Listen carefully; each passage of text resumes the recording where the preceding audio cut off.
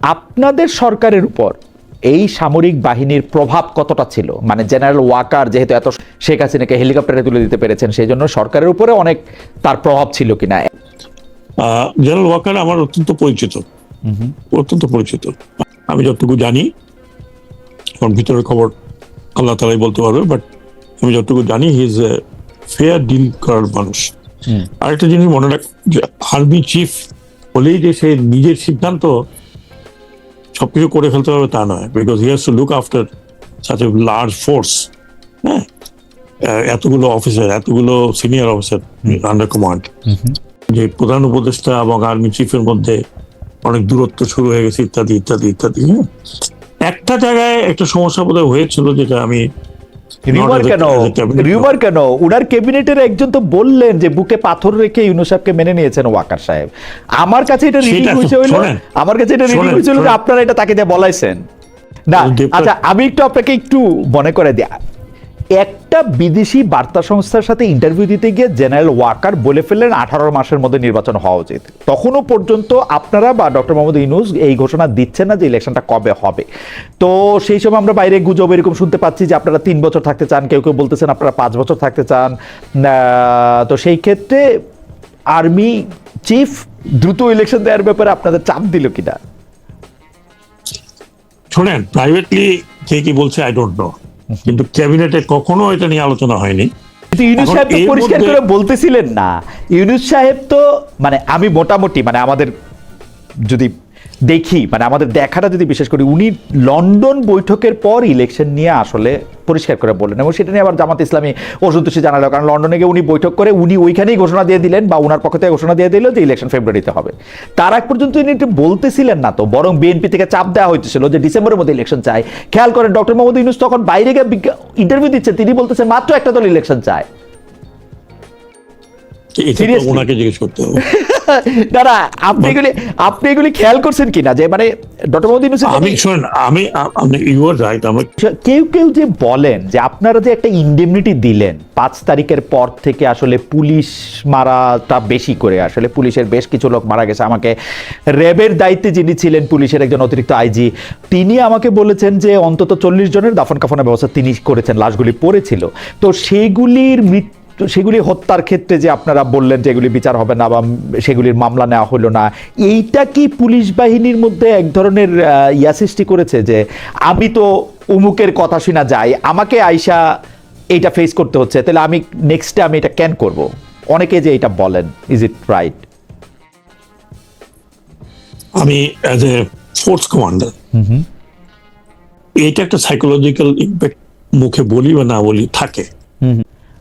Doctor Mohammad Yunus ক্ষমতায় বসার কয়েক মাসের মধ্যে উনি বলছেন ওরা এখান দিয়ে আবার আসতেছে, তোমাদের কি এটা গায়ে লাগে না? তোমরা এটা দেখতে পারো না যে ওরা কেমনে আসে? তোমাদের গায়ে শক্তি নাই? মানে দ্যাট ইজ সো রিডিকুলাস। মানে ডক্টর মোহাম্মদ ইউনূস যদি মানে কোনো রাজনৈতিক দল করতেন তাহলে আমি ভাবতাম যে হ্যাঁ, এটা উনি বলতে পারেন, কিন্তু উনি চেয়ারে বসে এটা বলছেন। কিন্তু আরো একটা জিনিস খালি আপনার দৃষ্টি আকর্ষণ করে, আপনি বিসিএস এর কথা বলতেছিলেন। আমি বিসিএস যেই ব্যাচের 20 সেই ব্যাচের কিছু এই আপনারা চলে যাওয়ার আগে তাদেরকে প্রমোশন দিচ্ছেন এডিশনাল সেক্রেটারি। তো এইটা এডিশনাল সেক্রেটারি প্রমোশন দেওয়ার ক্ষেত্রে এইটা ইয়ার ওল্ড মানে একটা ট্রেডিশন যে আপনি আসলে প্রমোশন দেওয়ার সময় প্রথম 25 জন যারা আছেন তাদের ক্ষেত্রে আপনি একদম খুব দলবাজ মুক্তমুখ না হলে আপনি সেটা দিবেন না। ইন্টারেস্টিং ব্যাপার, ফার্স্ট বয়কে প্রমোশন দেওয়া হয়নি। আমাদের ব্যাচের first boy didn't gate promotion. কেন? কোনো কারণ নাই, কিন্তু উনি কিন্তু ডিসি হন নাই। আমাদের 48 জন ডিসি ছিল আমাদের ব্যাচের, পরে ছোট মিলা, কিন্তু উনি ডিসি হন নাই, উনি পিএস ছিলেন না, তাও এটা করা হয়নি। প্রধানমন্ত্রীর কার্যালয় বা প্ল্যানিং কমিশনে সব সময় আপনি যখন ক্যাবিনেটে ছিলেন আপনিও দেখবেন যে আপনি ব্রাইট অফিসারদেরকেই নিয়ে আসতে চান সেখানে, শুধু দলবাজদের না। এখন প্রধানমন্ত্রীর কার্যালয়ে কাজ করছে, তার প্রমোশন হবে না। আমাদের ব্যাচের না বা তারপরের ব্যাচের একই দশা। তো এইটা ডক্টর মোহাম্মদ ইউনূসই করে গেছেন। মানে কেন? মানে এইটা তো উনার তো আর মানে এগুলি করা দরকার ছিল না, এবং উনি এগুলি করছেন, ডেলিভারেটলি করছেন, অথবা না বুঝে করছেন। আমি জানি না কেন করছেন। এটা উত্তর তো খালেদ, আমি আপনার সাথে শুধু শেয়ার করলাম, আসলে উত্তর না। মানে এটা কিন্তু আমি ডক্টর মোহাম্মদ ইউনূসকে, আমাকে লোকে বলে আপনি খালি ডক্টর মোহাম্মদ ইউনূসের সমালোচনা করেন। ভাই, ডক্টর মোহাম্মদ ইউনূস ক্ষমতায় বসা পর থেকে একদম পর দিন থেকে আমি খেয়াল করতেছিলাম যে he is lost, he is like, না, আপনারা আরবিতে একটা কথা বলেন না যে একটা হেডলেস চিকেনের মতো উনি ঘুরে বেড়াচ্ছেন। না না, অ্যাডমিনিস্ট্রেটিভলি উনি তো এই ধরনের অ্যাডমিনিস্ট্রেশনে ছিলেন না, এবং ওনার আশেপাশে যারা ছিলেন তাদের উচিত ছিল তারা ডক্টর মোহাম্মদ ইউনূসের নাম ভাঙিয়ে তারা করে থাকেন, I don't know. Kitchen cabinet, এখন কিচেন ক্যাবিনেট পৃথিবীর সব দেশেরই একটি বাস্তবতা। ডক্টর মোহাম্মদ ইউনূসের সরকারেও হয়তো কেউ কেউ ছিলেন যাদের সাথে ডক্টর মোহাম্মদ ইউনূসের বেশি কথা হতো।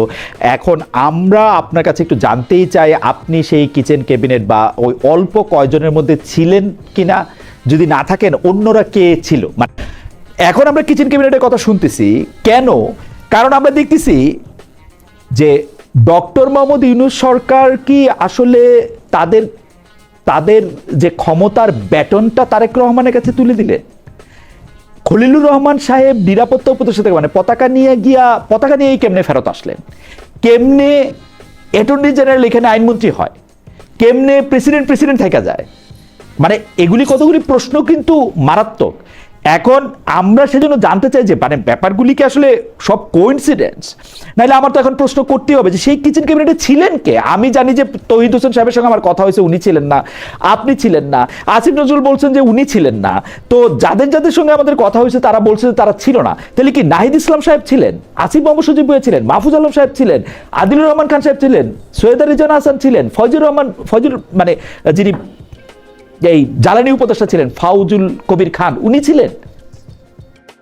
ইতিহাসের খাতিরে আপনার কাছ থেকে এটা একটু শুনতেও চাই যে কারা কিচেন ক্যাবিনেটের সদস্য। আমি খালেদ, আমি যদি অ্যাকচুয়ালি জানতাম, আমি আন্দাজে আমি নাম যদি আপনাকে বলতে থাকি, will it be all right? হ্যাঁ, আমি জানি না, কিন্তু যেটা আমি বললাম সব জায়গাতেই থাকে, এখানেও হয়তো ছিল। যে আপনি যেটা বলেছেন এটা কিচেন ক্যাবিনেট এমন কোনো নতুন সাবজেক্ট তৈরি হয়ে আসেনি। প্রত্যেক সরকারের সময়ে এখন 50 জন মন্ত্রী নিয়ে 40 জন মন্ত্রী নিয়ে তো একটা প্রধানমন্ত্রী সব দিন ডিসিশন হতে পারে না। কাজেই একটা তো সলা প্রমোশন যে এখন উপদেষ্টারা আছেন, আপনি কি মনে করেন যে সব মন্ত্রীকে ডেকে প্রধানমন্ত্রী কথা বলেন না? ওনার উপদেষ্টারা আছে, তারাও তাদের সাথে কথা বলেন, তারপরে এটা হয়তো ক্যাবিনেটে আসে, ক্যাবিনেটে আলোচনা হয়, সেখানে হয়তো কোনো মতামত থাকলে সেই মতামত থাকে, না থাকলে থাকে না। তো কিচেন ক্যাবিনেট এমন একটা কোনো বড় জিনিস না যে একবার আকাশ থেকে পড়লাম যে শুধু ডক্টর ইউনূসের এখানে কিচেন ক্যাবিনেট ছিল বা যদি থেকে থাকে আর অন্য কোনো জায়গায় ছিল না, নতুন একটা আবিষ্কার। It is not at all. 9 তারিখে খলিল সাহেব এবং বশির সাহেব বাণিজ্য উপদেষ্টা তারা এটা সাইন করলেন এবং বললেন এইটা পরবর্তী সরকারই আইসা করবে, আমরা শুধু সাইনটা করে গেলাম। মানে চুক্তি এরকম করে সাইন করে নাকি কেউ? মানে আমি সাইন করলাম, পরবর্তী সরকার আইসা এটা সংসদে আলোচনা করে এটা পালন করবে, মানে এইটা না, ও যেটা শোনেন, যেটা আমাদেরকে বলা হয়েছে, যেটা আমি শুনেছি আমার কানে, জি, স্বয়ং খলিল সাহেব নিজেই তো বললেন যে দুই বড় পার্টির সাথে আলোচনা করে এটা করা হয়েছে। নিশ্চয়ই, তাহলে তো আর নিশ্চয়ই দুই পার্টির সাথে আলোচনা করেই করছে, কারণ বিএনপি তো এটা নিয়ে বলে নাই যে খলিল সাহেব আমাদের সাথে আলোচনা করে নাই। বিএনপি তো খলিল সাহেব এত সুন্দর একটা চুক্তি করছে, বিএনপি তো খলিল সাহেবকে পুরস্কার দিছে আবার মন্ত্রিত্ব দিয়ে। সেটা আমি জানি না, এটা তো ওটা আমি ওই জাজমেন্টে আমি যাবো না। বিএনপিও করেনি, ইভেন অপোজিশনে যে জামাত ইসলামী, এনসিপি, কেউই তো কথা বলেনি, না কেউই কথা বলে নাই, সবাই এটা পক্ষে আছে যে চুক্তি ভালো হয়েছে। তো আপনার কাছে কি মনে হয় যে স্বাস্থ্য উপদেষ্টার কাছে এই জাতি অন্তত পক্ষে একটা ব্যাখ্যা দাবি করে, অথবা প্রধান উপদেষ্টার কাছ থেকে, সাবেক প্রধান উপদেষ্টার কাছ থেকে, যে ভাই এটা কি করছিলেন আপনারা, যদি ঠিকই করেন সেইটাও বলেন। এইটাও মানে আমাদের নাগরিক হিসেবে এটা কি আমাদের একটা দাবি করা উচিত না যে আপনারা যদি ঠিকই করেন? আমি মনে করি ইয়েস, শুধু নাগরিক হিসাবে না, আমরা যারাই ছিলাম ওখানে কালেকটিভ একটা ক্যাবিনেট, আমরা তো সবাইও জানতে চাচ্ছি যে হোয়াট রিয়েলি হ্যাপেন্ড। এটা তো স্বাস্থ্য মন্ত্রণালয় এবং স্বাস্থ্য উপদেষ্টা যিনি ছিলেন, তিনি যদি এটা ব্যাখ্যা করে বলেন তাহলে অনেক ধোঁয়াশা কেটে যাবে। আমি বলি আপনাকে, এতগুলো মৃত্যু, এটা তো অ্যাবসলিউটলি আনওয়ারেন্টেড এবং নট অ্যাকসেপ্টেবল। আমার খুবই আফসোস লাগে যে কেন জানি অন্তর্বর্তী সরকারের উপদেষ্টাদের মধ্যে কেউ খুবই হাইড এন্ড সিক গেম এর মধ্যে আসেন, কেন সেটা আমি জানি না। আমি একটা উদাহরণ দিই এবং আপনার কাছে এটা একটা মতামত জানতে চাই। আমি একজন সাবেক উপদেষ্টা অন্তর্বর্তী সরকারের জনাব আসিফ মোহাম্মদ সজীব ভুঁইয়াকে ইন্টারভিউ করতেছিলাম, তো তার কাছে আমি জানতে চাইলাম যে আপনি যে ইশাক সাহেবকে মেয়র পদে বসতে দিলেন না, এটা কি আপনার ব্যক্তিগত পার্সোনাল ভেন্ডারটা বা অন্য কোনো কিছু? তখন উনি বললেন যে না, এইটার ক্ষেত্রে এই সিদ্ধান্ত আমারই না, এই সিদ্ধান্ত হচ্ছে ক্যাবিনেটের। আপনি যে ঢাকা উত্তরে এজাজ সাহেবকে প্রশক বসাইলেন, সেইটা কি আপনার পার্সোনাল চয়েস? না, এই সিদ্ধান্ত আমার না, এই সিদ্ধান্ত ক্যাবিনেটের। অথচ এর কয়েকদিন আগে আমি আইন উপদেষ্টা প্রফেসর আসিফ নজরুলকে জানতে চেয়েছিলাম যে কেন ইশাক সাহেব মেয়র বসতে পারলেন না, কেন শাহাদাত সাহেব বসেছেন।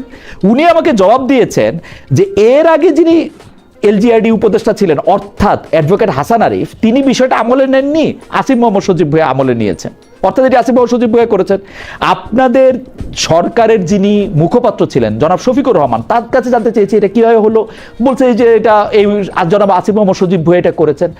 আসিফ মোহাম্মদ সজীব ভুঁইয়ার কাছে এটা জানার পরে আই ওয়াজ সারপ্রাইজ যে এটার মধ্যে ছিলই না, ক্যাবিনেট সিদ্ধান্ত নিছে, ওর উপরে চাপানো হয়েছে। এইটা কিরকম আমার যদি একটু বলতেন। মানে আমি তো সরি, আমি একটু লম্বাই প্রেক্ষাপট বললাম যে আপনাকে আপনি প্রেক্ষাপট ঠিকই বলেছেন। আমি আই ডোন্ট রিমেম্বার এই প্রসঙ্গে কোনো আলোচনা হয়েছিল বলে, I do not remember.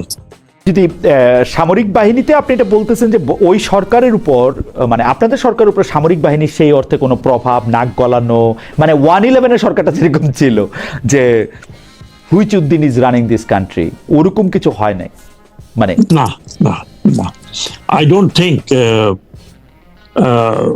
Chief adviser was ever ousted by the armed forces. অন্তত আমি তো মানে I was pretty senior officer armed forces এর মধ্যে, তাহলে নিশ্চয়ই আমি বুঝতে পারতাম। আমার মনে হয় না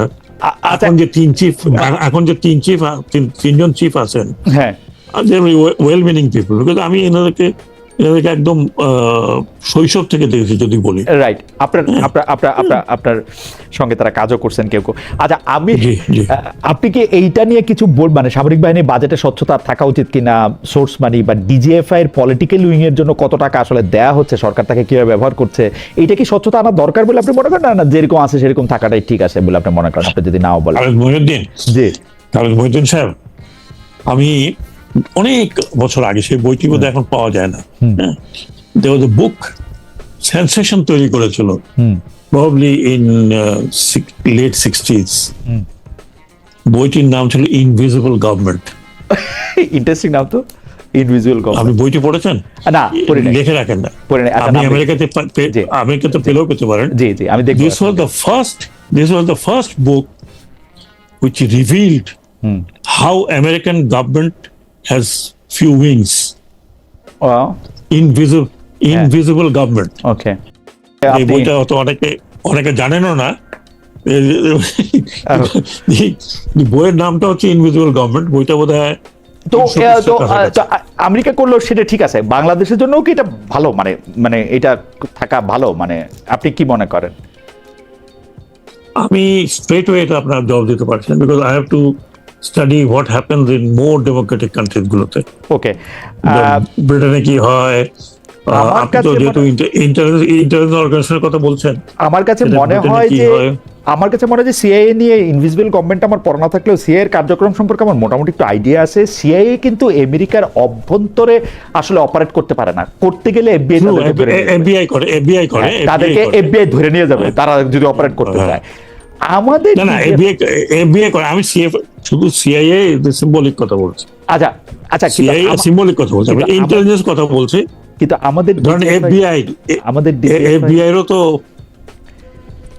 হ্যাঁ, এফবিআই এরও গোয়েন্দা সংস্থা আছে, কিন্তু ঠিক আছে, কিন্তু কাজী সাহেব সবকিছু তো আমরা তো নিজেরা তৈরি করিনি। রাইট, এটা হ্যাঁ, আমরা কোলন করেছি, ব্রিটিশ থেকে কোলন করেছি, না ব্রিটিশ ইন্ডিয়া থেকে করেছি, না আমার ডিজিএফআই তে, রাইট, পাকিস্তান থেকে করেছি, না ইন্ডিয়া থেকে করেছি। ডিজিএফআই তে যে মানে কর্মকর্তারা আছেন তাদের শীর্ষ পর্যায়েও আসলে আমার কোর্সমেট বন্ধু বান্ধব তারাও রয়েছেন খুবই শীর্ষ পর্যায়ে, তারা মনে দুঃখ পায় না। আমি ব্যাপারটা বুঝতে চেষ্টা করতেছিলাম যে জেনারেলকে পেয়ে যে আসলে এটা আমাদের লাগবে কিনা। আজকের অনুষ্ঠান আমরা এখানেই শেষ করি। এটা সবসময়ের মতোই আপনার সাথে কথা বলা সবসময় আনন্দের, অনেকগুলি বিষয় নিয়ে আমরা কথা বলেছি এবং বরাবরের মতোই আপনি সবগুলি বিষয় মানে দুই একটা বিষয় যেটা আসলে আপনারা হয়তো মানে উত্তর করাই ডিসেন্ট হবে না, সেগুলি বাদ দিলে প্রত্যেকটা বিষয়ে আসলে আপনি আমাদের কৌতূহল মিটিয়েছেন, আলোকপাত করেছেন, সেজন্য আপনাকে অনেক ধন্যবাদ ব্রিগেডিয়ার জেনারেল। আমি চেষ্টা করেছি এবং আমি যা বলেছি খুব ফ্র্যাঙ্কলি কথাগুলো বলেছি।